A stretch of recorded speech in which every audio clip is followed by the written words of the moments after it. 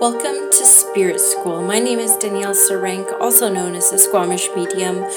I am the host of your Spirit School, where I will share all the lessons and learnings that I have uncovered through my intuitive development and mediumship development journey. I am a professional psychic and medium, an intuitive teacher and mentor, and I look forward to walking alongside you on this journey. Thank you for joining me for another episode of Spirit School. I am very excited to come to you today around a topic I'm very passionate about, and I hope I don't come across as too aggressive, though anyone who knows me probably knows I'm not typically aggressive. But it's a topic I'm very, very passionate about, and it's a big risk for me to talk about this because, it could be perceived that I may lose potential clients because of this topic. And I am okay with that because in my work with spirit, I have dedicated to, I have dedicated to kind of serve my own soul at the same time, because every time I serve others, I gain so much from that experience. A lot of the time what I'm sharing with clients, I also need to hear, and that's the beauty and intelligence of the world of spirit. So I typically only do what feels good for me, if that makes sense. So that's how come I feel like it's really important to talk about, because if I was the type of healer and type of psychic that just wanted like mass clientele, then I wouldn't be talking about this kind of stuff. But I work very intentionally with the world of spirit to attract clients that resonate with what I have to offer the world, whether that's going to be 2 clients or 200 clients. And so I have to be okay with that when I talk about things like this. So what I really wanted to talk about is what I perceive the difference between psychic and soul readings. Now, I do put somewhere on my website, I'm a psychic medium. I had a really hard time 5 years ago when I kind of felt like, okay, I'm going to be doing this service work in some capacity. Like, what do I call myself? Like, I am a medium, but I feel there's so much more than mediumship that comes through in my readings. And as the years have progressed, I have actually found a pattern happening where less and less people come see me for mediumship readings. And I found that people were a lot more curious about their own abilities or their own, what their souls were saying. But along that journey, I did occasionally attract people who wanted me to tell them what to do with their lives. And every time I would encounter one of these readings, I would get kind of angry. I would get, not at my client, obviously. I would never get mad at another human being for yearning for more information. But I would feel something rising within me that just rubbed me the wrong way. Now, part and parcels, I'm a trained evidential medium, so evidence is key. And when it comes to psychic readings, there's no evidence behind telling somebody what to do with their life. You might tell them, like, yes, quit this job, and then this other one will come up in June. But the skeptic in me, and I am quite skeptical, is just like, well, are you not then just telling them how to live their life in the future, i.e. taking away their divine free will to make their own decisions? So of course they're going to see psychic in 2 years and say, oh, this other psychic told me I would quit my job and find a job in June, and I did. And I'm like, well, didn't they kind of like chart your path for you? So I'm a little bit skeptical about them. And the other part of it that I didn't like is that whole divine free will aspect. I believe one of the greatest gifts that we come into this world with is, of course, our charted plan. And I've talked about this in the past, how much I feel is charted and how much I feel is actually divine free will. And then the gift of divine free will to make our own decisions and have our own experience. It's like one of those choose your own adventure books that I used to read in the library in elementary school in the 80s and 90s. And you can really kind of choose your own adventure. I believe that we're going to always end up where we're meant to end up, but how do we want to get there, right? So I decided to work with spirit. Okay, I'm getting way too far ahead, but so this is what I was encountering years ago. And so I had to learn to work with my spirit team to try to attract clients to me that were more open to getting down to that deep soul level stuff. I'm like, I'm curious to know why these guys want to give me their power. Like, why do you want to give me your divine free will? Like, why do you want me to tell you what to do with your life? Why are you struggling to make these decisions on your own? And that comes up even for me. Last year I was considering leaving my job, and this year I did actually gain the courage to quit my job, and they ended up keeping me. And I'm happy with that decision for now. But I would have loved last year, when I was going through all this turmoil, to have somebody tell me what to do with my life. But I know at some deep soul level, I'm like, no, this is a calling for me to step up, and a calling to rise up and make this decision myself. And making the decision actually made me sick. And so, it was a really tough journey, but I cannot tell you how much soul growth came out of that experience, and how much more clarity came out of that experience about what I really want in my life and how I want to feel in my life. And I made the adjustments to my life that bring me joy and happiness now. And in a few months, years, weeks, days, hours, who knows, I'll be hit up with another, opportunity to make decisions in my life. So what I told Spirit was that I'm not interested in taking people's divine free will decisions away from them. What I am interested in is listening to the whispers of their soul. I want to know what their soul is yearning for, what their soul is yearning for me to see in them that is keeping them from making the decisions on their own, or listening to their own intuition to make these decisions and discernments.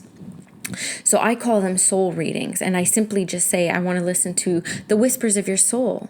And I truly believe that at a soul level, when I have clients in front of me and I do the work in the way that I do, which is very different than other mediums and psychics, is I'm telling them things that they already know. I'm bringing up evidence and information from the soul that kind of identifies and gets down to the root of why they want to give their power away, why they're struggling to make this decision. And sometimes these things that I pull up are, past trauma, or, fear, and like the source of the fear. And what I find in the beauty of that is that people resonate really well with it, because I think at a very deep-rooted soul level, we all want to be seen. We all want to be seen for our imperfections, for our vulnerabilities, for our insecurities. And what I also find through that process is that when these things are brought up in a soul reading, and I'm not telling people things that they do not know, they might be things that they do not think of. I have this saying, sometimes our minds can't comprehend what our souls want us to know, that they somehow, in some way, and I don't know the beauty behind this in full, but the energy just kind of like moves. It's like it's seen, it's put on a silver platter in a spotlight, and we talk about it for a few seconds, and I pass along Spirit's inspirations around it, and I hear from them months later saying, wow, that actually really changed the course of my life. This is what I'm doing now, and I'm curious about how I can hear the whispers of my own soul. And that's where my passion is in the work that I do, is sharing, through mentorship and teaching people, this is how you can tune into the whispers of your soul. And yeah, it might not always be saying what you want to hear, what you're hoping to hear. But if you honor these whispers and you take little baby steps towards following them, the payoff is beyond measure, beyond measure. You could never have anticipated this path. So that's how come the psychic style readings, like the old school psychic fair readings, and this is also why I've been hesitant. I get asked a lot to do parties, like, can you come give readings? And I would love to do stuff like that, but the depths I go to with a client might not be best suited for a party atmosphere, because I do go to that deep soul level stuff. It's not just like fluff, like, oh, you're going to meet Prince Charming in 3 months at Starbucks. So definitely, put on a full face around that time. Like, that stuff is so surface to me that it just feels not in alignment. Okay. And when I gain clients like that, one example I use for my students, and I'm going to change it up a bit just to maintain anonymity, but I said that word really wrong. But I had this, the last client I attracted that really wanted that old school fortune teller psychic, like, just tell me what to do with my life. 10 minutes in, I could feel like I was not going to be able to meet their need because it's just not the way that I do readings. And I said, like, I know you have people who've worked with me, but I'm willing right now, like, let's just stop this. I'll give you back all your money because I don't think that I'm going to be your reader. And they insisted, no, keep going. Like, people really like working with you and da.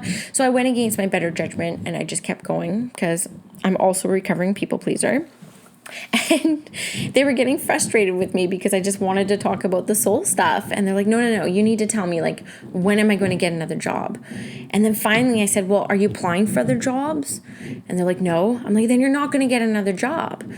And they were really frustrated, and then I was frustrated, and I just had to end it. And I did a lot of prayer work after that, and I was angry for a little while, angry at myself too, because I didn't listen to the whisper of my own soul and just kind of stop it and accept that what I do and how I do it is not everybody's cup of tea. I am not going to be the reader for everybody, and I am perfectly okay with that. So I had to start praying a lot and centering myself a lot and working with my guides and angels to say, I only really want to attract people who will resonate with the way that I work. And lo and behold, it's been 2 years and I have not encountered another client like that. And so I believe that working with our guides and working with our spirits team that's helping us can help with this type of stuff. We just have to ask. But sometimes you need to go through those difficult experiences to kind of identify and discern what you do want and what you don't want. And that was my example of that experience. So I did call myself a psychic early on, and I've called myself an angel reader. I've called myself a medium.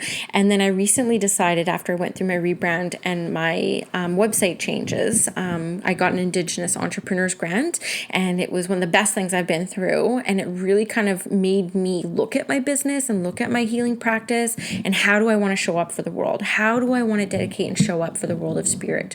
And I gained a lot of clarity, because what was also happening is I was so into the soul reading. And I was so into, let's just like shift lives, like one life at a time. If I can move one woman forward in their life in a positive way this week, then I consider my life to be purposeful. And then I would find that I would be sitting with clients, and then near the end, when I open it up, do you have any questions? They're like, oh, well, I was really hoping, my wife would come through or my husband would come through. And then I started feeling bad. I'm like, shoot, like I didn't actually meet the need of the client.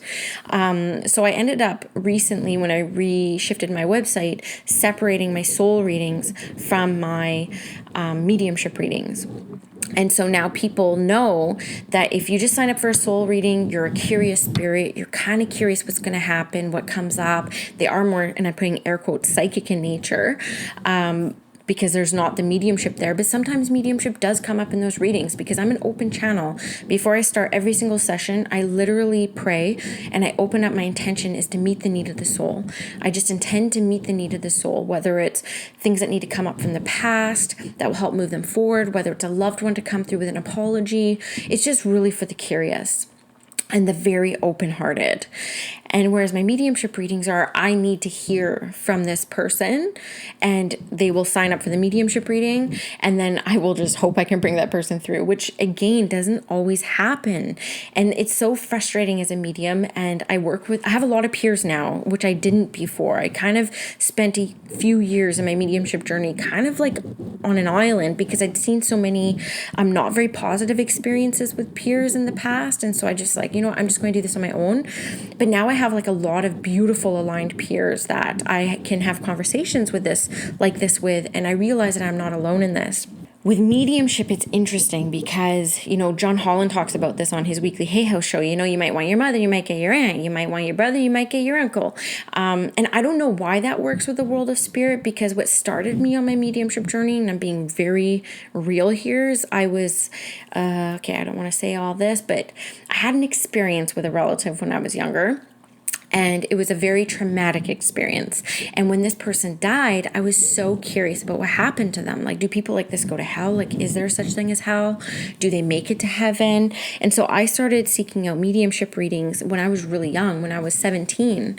I would pay for them on my own. Nobody in my family talked about mediumship. I'd seen John Edwards on TV. I'd read almost every Sylvia Browne book. Again, these were all trademarks and callings towards my path at such a young age to mediumship. But it was 10 years and at least 10 mediums before my relative actually came through. And looking back, yeah, you could have been like, oh, I was so disappointed all those times. But really, I don't think I was quite ready to hear what they had to say until they actually came through. I think there's an intelligence there behind spirit where I wasn't ready. And so they didn't come through. And when I was actually in a place of like health and I had reached a certain point of healing, though it had been, over a decade later, then that person came through exactly when I needed it. So sometimes I will be in a reading, in a mediumship reading, and, they'll be like, oh, I was really hoping XX came through. And I kick myself. I'm like, oh my God, why couldn't I pick up XXX? And as a medium, because we are service orientated and we are people pleasers. I mean, of course we want to please all the people, and of course we want to please spirit. So we want to meet those needs. And sometimes as a reader, you can feel a bit like a failure in those moments when you don't bring through who they want to hear from. But now I'm kind of at a place, I'm 6 years in, and though the stings do hurt, they never go away, they never subside. I talk to some of my peers who have been doing this for decades, and I realize that the disappointment will never go away. And we're very hard on ourselves as readers because we are dealing with the world of intangibles, and trusting on validation, even for our own gifts, that, okay, yeah, I'm on the right path, I'm on the right path. We had to kind of realize, and it's taken me a long time to realize, that, you know what, their loved one's going to come through when they're meant to come through. And there's obviously something there that they need to hear that now is not the time to hear.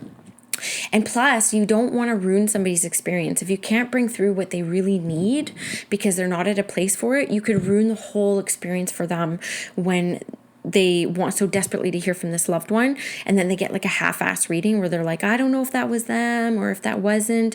You don't want to be the one responsible. And I'm talking about this today because I'm realizing that more and more mediums are listening to my podcast because they're reaching out to me after listening. So I'm starting to talking about the service side of stuff. Up until now, I've been really talking about those really interested in intuitive development at a very grassroots and basic level. And now this episode is more catered to those who are actually out providing the service. So I hope that this kind of makes sense. But I really wanted to talk about the difference between psychic and soul readings because, you know, here, I'm going to read you something I wrote. So somebody asked me today, what's a soul reading? Can you explain it to me? And this is exactly what I wrote. Well, I have a hang up about psychic readings. I make it clear to people who see me. I am not a fortune teller, and I don't believe in taking your divine free will away from you. So I won't tell you what to do with your life. I'll listen to the whispers of your soul to validate for you what you already know about why you feel fear about making the decisions in your own life. I was attracting people who wanted to give me their power and tell them to quit their jobs or leave their husbands. And I don't like those types of readings, and I won't do them. So I listen to the soul and gain an understanding of why they want to give me their power, whether it's past trauma or more. Then they can feel more empowered to make their own decisions in their life. And this is something I'm very passionate about because, yeah, I explained it to you already. I get rubbed the wrong way about psychic readings, and I think that that's the skeptical part of me. And again, I really set the intention with Spirit years ago that I want to be an empowering source for people. And I don't think telling people what to do is empowering. So, you know, people listening to this, maybe I'm not going to be your person. Maybe there's tons of people out there on Etsy and otherwise that do those type of readings. I can't validate their accurateness or anything like that, but there are still readers doing that type of reading. But I also feel that there's an evolvement happening right now when it comes to this work. Even mediumship, I see evolving. I see less of a need for mediumship now than ever before, even 6 years ago, because we kind of have this as a collective, this kind of like trust and faith that our loved ones make it. And now that we're talking openly about signs from spirit and we're receiving dreams and understanding them, people are kind of have peace that their loved ones make it, and that so the need is a lot less for that. So now I find that people are getting a little bit more curious about their own expansion, their own soul. And that's who I'm attracting to work with. So anyone listening who's doing this work and you're running up against, you know, difficult clients or readings that are just not in alignment with what you wanted to do with this work with spirit, I encourage you to sit in silence, take a few deep breaths, center yourself, and start talking to your guides. I have a mediumship guide and I have my main guide that I talk to mostly. And I'll say very specific things like, I really only want 6 clients this week. I don't want to keep this crazy long wait list. And I tell you, I only get those 6 readings. And there's beauty behind that. And I'll say, I really only want clients who are super curious about their own spirits and their own abilities. And for the next little while, that's what I'll attract. And I believe that that's fully because I'm working in partnership with the world of spirit, because I am here of service to them. So yeah, and you know, I mentioned even before, it's a little bit selfish because those readings make me feel better. I walk away from a day of reading saying, okay, I made a change today. I made a difference for somebody, and that feels really, really, really good. And so a little bit of it is a little bit selfish, but you know, you need to put the oxygen mask on first, right? So this is my rant today. It feels definitely more of like a rant than anything else, but I trust again through the intelligence of spirit that those called to listen to this episode today will resonate with what I'm putting down. So if you do, share it on Instagram, tag me at Squamish Medium or hashtag Spirit School, send me a message. I love hearing from people. And yeah, I hope that you all have a beautiful weekend, and I'll be back next week. I have 2 interviews next week. Again, Lindsay, I need to learn her last name, but we're Instagram friends. She's a beautiful astrologer and medium. And then Melissa White is returning, and we're going to be talking a little bit about angels and a little bit about past lives. And yeah, it's going to be awesome. So we'll chat soon, guys.